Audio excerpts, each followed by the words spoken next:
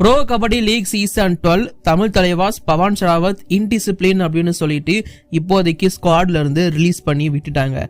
So Pawan Sehrawat இந்த season வேற ஏதாச்சும் டீமுக்கு போய் ஆட வாய்ப்பு இருக்கா அப்படின்னு நீங்க கேட்ட கேள்விக்கு இந்த வீடியோல பதில் இருக்கு. அண்ட் பவன் ஷராவத்துக்கு பதிலாக தமிழ் தலைவாஸ் ரீப்ளேஸ்மெண்ட் எடுக்க முடியுமா அப்படிங்கறதையும் சொல்ல போறேன். கூடவே பவன் ஷராவத்தை சுத்தி போயிட்டு இருக்க ரூமர்ஸ், அதனால அவர் பேன் ஆக வாய்ப்பு இருக்கா, இந்த மாதிரி பல விஷயங்கள் அபவுட் பவன் ஷராவத் உங்களுக்காக இந்த வீடியோல காத்துட்டு இருக்கு. ஸோ லேட் பண்ண வேணாம், இப்போ வாங்க வீடியோக்குள்ள போகலாம்.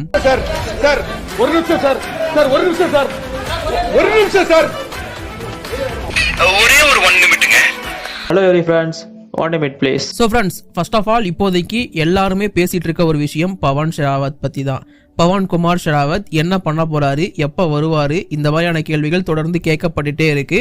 அண்ட் அது மட்டும் இல்லாம பவன் ஷராவத் மேல இருக்கிற பிரச்சனை என்ன, பவன் ஷராவத் வந்து வேற டீமுக்கு போக முடியுமா, இல்ல பவன் ஷராவத்துக்கு பதிலாக தமிழ் தலைவாஸ் வேற பிளேயர் எடுக்க முடியுமா, இந்த மாதிரியான கேள்விகள் தொடர்ந்து இன்ஸ்டாகிராம்லயும் சரி நம்ம யூடியூப் சேனலோட கமெண்ட்லயும் கேட்டுட்டே இருக்கீங்க. ஸோ அதெல்லாம் சொல்றதுக்காக தான் இந்த வீடியோ. நிறைய பேருக்கு இன்ஸ்டாகிராம்ல நான் ரிப்ளை பண்ணிட்டேன். ஆக்சுவலி நீங்க இன்னும் இன்ஸ்டால ஃபாலோ பண்ணலையா, ஸோ இதான் என்னோட insta ID, link description first comment இருக்கு, முடிஞ்சா ஃபாலோ பண்ணி டிஎம் பண்ணுங்க, அங்க உங்களுக்கு டவுட் கிளியர் பண்ணி வச்சிருவேன். ஸோ அந்த மாதிரியான விஷயங்களை வந்து இங்க சொல்றதுக்காக தான் இந்த வீடியோ நான் ஃபர்ஸ்ட் ஆஃப் ஆல் மேக் பண்ணியிருக்கேன். ஃபர்ஸ்ட் விஷயம், நான் ஒரு விஷயத்தை உங்ககிட்ட சொல்லிக்க விரும்புறேன். என்னன்னு பார்த்தீங்கன்னா, பவன் குமார் ஷராவத் அப்படிங்கிற ஒரு பிளேயரை பிகேஎல் சீசன் 12 எடுத்த டீம் தமிழ் தலைவாஸ்.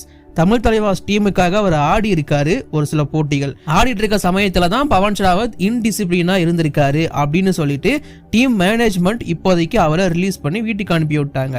ஸோ அப்படி இருக்கிறப்போ பவன் குமார் ஷராவத் வேற எந்த ஒரு டீமுக்கும் போய் ஆடவே முடியாதுங்கிறத மட்டும் ஞாபகம் வச்சுக்கோங்க.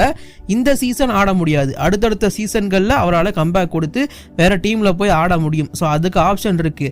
But pro kabaddi league season 12 இதுக்கப்புறம் நீங்க பவன் குமார் ஷராவத்தை எதிர்பார்க்க கூடாது, இந்த பிரச்சனைகள் எல்லாம் சால்வ் ஆகிற வரைக்கும். அப்படியே சால்வ் ஆனா கூட திரும்பவும் தமிழ் தலைவாஸ்க்கு தான் அவரால் வந்து ஆட முடியுமே தவிர ஸோ இவர் போய் வேற டீம்ஸுக்கு ஆட முடியாது. ஐபிஎல் இருக்கிற மாதிரி ட்ரேட்லாம் இங்க பிகேஎல்ல கிடையாது. ஒரு பிளேயர் வெளியே போயிட்டாருன்னா போனவர் தான் அவர் வேற டீமுக்கெல்லாம் கம்பேக் கொடுக்கறது அப்படிங்கிறது நடக்காத காரியம், சாத்தியமும் கிடையாது. ஸோ பவன் குமார் ஷராவத் இப்போதைக்கு வெளியே இருக்காரு, அதாவது இப்போதைக்கு அவருக்கும் பிகேஎலுக்கும் சம்மந்தம் இல்லை அப்படிங்கிற மாதிரி தான் வெளியே இருக்காரு. அவர் கொடுத்த ஸ்டேட்மெண்ட்ல நான் எந்த ஒரு தப்புமே பண்ணல, அப்படி பண்ணியிருந்தீங்கன்னா 1% அதில் உண்மை இருந்தா கூட நான் கபடியே ஆடுறது இல்லை அப்படின்னு சொல்லிட்டு அவரோட ஸ்டேட்மெண்ட்டை எடுத்து வச்சிருக்காரு. ஸோ இப்போ இதை வந்து பிகேஎல் வந்து அனலைஸ் பண்ணி ரெண்டு பக்கமும் தமிழ் தலைவாஸ் அண்ட் பவன் ஷராவத் ரெண்டு பேர்கிட்டும் பேசி ஒரு சுமூகமான முடிவுக்கு கொண்டு வரலாம். அப்படியே கொண்டு வந்தா கூட பவன் ஷராவத் பட் எந்த ஒரு டீமுக்கும் வேற எந்த டீமுக்கும் போய் ஆட முடியாது. ஏன்னா இப்போ வந்து நிறைய பேர் கீழே கமெண்ட்ல போட ஆரம்பிச்சிட்டாங்க, பெங்களூர் புல்ஸுக்கு வாங்க, நீங்க பட்டா பைரட்ஸுக்கு வாங்க அப்படிங்கிற மாதிரி. பட் அதுக்கெல்லாம் சாத்தியம் இல்லைங்கிறத மட்டும் நான் சொல்லிக்க விரும்புறேன். அடுத்ததா பவன் குமார் ஷராவத்துக்கு பதிலா தமிழ் தலைவாஸ் ரீப்ளேஸ்மெண்ட் எடுக்க முடியுமான்னு கேட்டீங்கன்னா முடியும். ஏன்னா தமிழ் தலைவாஸோட ஸ்குவாட்ல ஆட்கள் இப்போ கம்மியாக இருக்காங்க. அதாவது பவன் குமார் ஷராவத் இப்போதைக்கு ஸ்குவாட்ல இல்ல. பிகேஎல் ரூல்ஸ் படி இன்டிசிப்ளினரி ஆக்ஷன் காரணமா மட்டும்தான் பவன் குமார் ஷராவத்தை ரிலீஸ் பண்ணி வெளியே அனுப்பியிருக்காங்க. அதாவது எங்களுக்கு அந்த பிளேயர் பிடிக்கலன்னு அவங்க அனுப்பல, பவன் ஒன்று பண்ணிட்டாருப்பா, இது எங்க டீமுக்கு பாதகமா அமைஞ்சிருச்சு, அதனால அவர் எங்களுக்கு தேவையில்ல அப்படிங்கிற மாதிரி தான் இப்போதைக்கு பவன் ஷராவத்தை அமுச்சு விட்டுருக்காங்க தமிழ் தலைவாஸ். ஸோ அப்படி இருக்கிற சமயத்தில் பிகேஎல் ரூல்ஸ் படி அவங்களால இதற்கு ரீப்ளேஸ்மெண்ட் பிளேயர் சைன் பண்ணிக்க முடியும். திரும்பவும் நான் மென்ஷன் பண்ணிக்கிறேன், தமிழ் தலைவாஸ் பவன் குமார் ஷராவத்துக்கு ரீப்ளேஸ்மெண்ட் பிளேயர்ஸ் சைன் பண்ணி எடுத்துக்கலாம். அது ஒரு ரைடர் தான் எடுக்கணும்னு அவசியம் கிடையாது. அவங்க வேணும்னா எந்த பொசிஷனுக்கு வேணும்னா எந்த பிளேயரை வேணும்னா சைன் பண்ணி எடுக்கலாங்கிறத மட்டும் ஞாபகம் வச்சுக்கோங்க. அப்படி பார்க்கும்போது தமிழ் தலைவாஸோட ரைட் கார்னர் வீக்கா இருக்கு இல்லையா, ஸோ அந்த ரைட் கார்னருக்கு அவங்க பிளேயர்ஸ் எடுக்க முடியுமான்னு கேட்டீங்கன்னா கண்டிப்பா எடுக்க முடியும். பவன் ஷராவத்துக்கு பதிலாக ஒரு ரைட் கார்னர் பிளேயரை, ஒரு சீனியர் பிளேயரோ இல்ல ஜூனியர் பிளேயரோ அவங்க தாராளமா எடுக்கலாம். ஸோ தமிழ் தலைவாஸ் எந்த ரைட் கார்னரை எடுக்கலாம், இல்ல யார் ஆப்ஷன்ல இருக்காங்க அப்படிங்கிறதுக்கு தனியா நம்ம ஒரு வீடியோ போட போறோம்.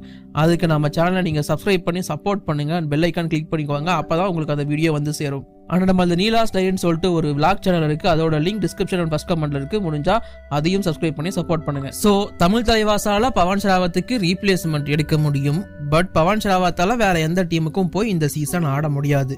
இதுதான் அவங்க ரீப்ளேஸ்மெண்ட் அவர் போய் ஆடுறத பத்தி இருக்கிற விஷயங்கள். பட் இங்க பவன் ஷராவத்தை சுத்தி நிறைய ரூமர்ஸ் போயிட்டு இருக்கு. அதாவது டிசிப்ளினரி ஆக்ஷன் சொல்லிட்டு தமிழ் தலைவாஸ் அவரை ரிலீஸ் பண்றாங்க. அந்த மாதிரி என்ன பவன் ஷராவத் இன்டிசிப்ளினா பண்ணாரு தமிழ் தலைவாஸுக்கு அப்படிங்கிறது தான் இப்போதைக்கு இருக்கிற கேள்வி. இங்க நிறைய ரூமர்ஸ் போயிட்டு இருக்கு. என்ன அப்படின்னு பாத்தீங்கன்னா, பவன் ஷராவத் மேட்ச் ஃபிக்சிங் பண்ணிருக்கலாம், அதாவது காசு வாங்கிட்டு ஆப்போசிட் டீமுக்காக ஆடி இருக்கலாம் அப்படிங்கிற மாதிரியுமே ஒரு பக்கம் ரூமர்ஸ் போயிட்டு இருக்கு. இது இல்லாம பவன்குமார் ஷராவத்தை ஒரு இடத்துல ஆட வச்சிருக்கலாம், அவர் அந்த பேச்சை கேட்காம இருந்திருக்கலாம் அப்படிங்கிற மாதிரியுமே சொல்லப்படுது. பவன் ஷராவத் பிளேயர்ஸை வந்து கெட்ட வார்த்தையில திட்டுறாரு, போட்டிகள் நடக்கிறப்பவே திட்டி இருக்காரு, தெலுங்கு டைட்டன்ஸ் மேட்ச் அப்பெல்லாம் அது ஹையா போயிருக்கு. ஸோ இந்த மாதிரி ஒவ்வொரு விஷயங்களும் பவன் ஷராவத்தை சுற்றி போயிட்டு தான் இருக்கு. பட் இங்கே இது எல்லாமே ரூமர்ஸ் மட்டும்தான். நான் என்ன சொல்ல வரேன்னு பார்த்தீங்கன்னா, பவன் ஷராவத்தை சுற்றி நிறைய ரூமர்ஸ் போயிட்டு இருக்கு நான் சொன்ன மாதிரி. பட் அது எதையுமே நீங்கள் நம்ப வேண்டாம் அப்படிங்கிறத நான் சொல்லிக்க விரும்புகிறேன். ஏன்னா இது எல்லாமே இப்போதைக்கு ரூமர்ஸ் தான், இதுதான் கன்ஃபார்மான விஷயம், இதுதான் உண்மையான விஷயம்னு சொல்லிட்டு கிளப் சைடு இருந்தோ இல்லை பவன் ஷராவத் சைடு இருந்தோ இல்லை பப்ளிக்காக நமக்கு எதுவுமே ரிலீஸ் ஆகலை. ஸோ அதனால் இந்த மாதிரியான விஷயங்களை நீங்கள் நம்பாமல் இருக்கிறது தான் நல்லது என்னை பொறுத்த வரைக்கும்.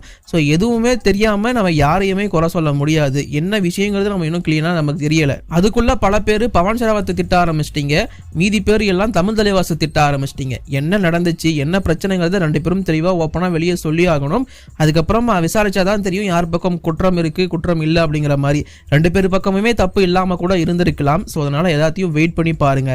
சரி, இதெல்லாம் உண்மையாக இருந்துச்சு அப்படின்னா, இல்லை இதெல்லாம் நிரூபணமாச்சு அப்படின்னா பவன் ஷராவத் பேன் ஆக வாய்ப்பு இருக்காங்கிறது அடுத்த கேள்வியாக உங்களுக்கு இருந்துச்சு அப்படின்னா இருக்கு. பட் அது வந்து ஒரு பெரிய விஷயமா இருக்கணும்.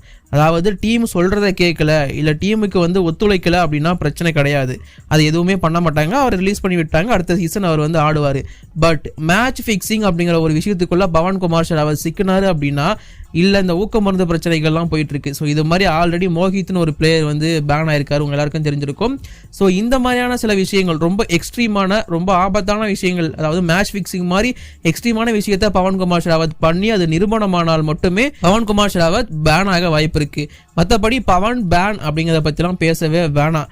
ஒன்று மட்டும் நீங்கள் மறந்துடக்கூடாது, பவன்குமார் ஷராவத் இந்தியா அளவில் மட்டும் கிடையாது, உலக அளவில் ரொம்ப ஃபேமஸான ஒரு கபடி பிளேயர். இன்ஃபேக்ட் நீங்கள் கிரிக்கெட்டுக்கு ரேங்கிங் வைக்கிற மாதிரி கபடிக்கு ரேங்கிங் வச்சிங்கன்னா தலைவனோட பேர் எப்பவுமே டாப்பில் நிற்கும். அந்த மாதிரி ஒரு தரமான பிளேயர். அது மட்டும் இல்லாமல் இந்தியா மாதிரி மோஸ்ட் சக்ஸஸ்ஃபுல் கபடி டீமோட கேப்டனும் கூட. ஸோ அப்படி இருக்கிறப்போ இந்த மாதிரியான விஷயங்களில் பவன்குமார் ஷராவத் ஈடுபடுவார்னு சொல்கிறதே எனக்கு காமெடியாக தான் இருக்குது. ஏன்னா அவரோட ப்ரொஃபைலுக்கு இந்த மாதிரியான விஷயங்கள்லாம் அவர் பண்ணார்னா கெட்ட பேர் வருங்கிறது அவருக்கே தெரியும், அவர் கெரியரே க்ளோஸ் ஆகுங்கிறதும் அவருக்கு தெரியும். ஸோ அதனால இந்த மாதிரியான விஷயங்கள் அவர் ஈடுபட்டிருக்க வாய்ப்பு இல்லை.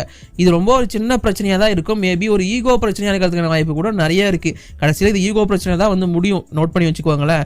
ஸோ அந்த மாதிரி பவன் ஷராவத்தை சுற்றி போயிட்டு இருக்க எந்த ஒரு ரூமருக்குமே நிரூபணம் கிடையாது, அதாவது இதுதான் உண்மை அப்படிங்கிற மாதிரி எந்த ஒரு ப்ரூஃபும் கிடையாது. அதனால அது எதுவுமே நம்பாதீங்க. என்ன பிரச்சனைங்கிறத கிளப்போ இல்லை பவன்குமார் ஷராவத்தோ ஓப்பனாக பேசினதுக்கு அப்புறமா அதை பற்றி நாம பேசுவோம். அது வரைக்கும் நீங்கள் எதுவும் பேச வேணாங்க, அதை மட்டும் சொல்லிட்டு இந்த வீடியோ நான் முடிச்சுக்கிறேன். தேங்க்யூ.